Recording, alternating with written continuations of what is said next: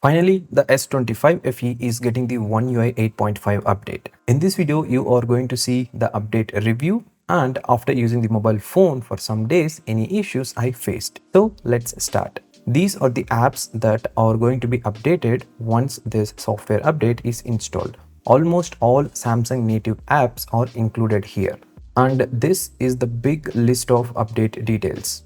Don't worry, I'm already working on the video about the One UI 8 and 8.5 differences. So if you don't want to miss out, hit the subscribe button and click the bell icon beside it. Coming to the size of this update, it is 3542.89 MB. The security patch is updated to the April month and the Android version still remains the same, which is Android 16. And also one more thing, make sure you keep your mobile battery above 30% to avoid unnecessary issues during the update. Many of you are asking about the Samsung S24 FE One UI 8.5 update. At the time of recording this video, it has not yet rolled out for that model guys. Once it does, I'll update you in another video. I already started downloading the update. Once it is complete, I install it. For the remaining Samsung models, this update will be released at different time frames. You can go to the official Samsung website to know more about when it is going to be released.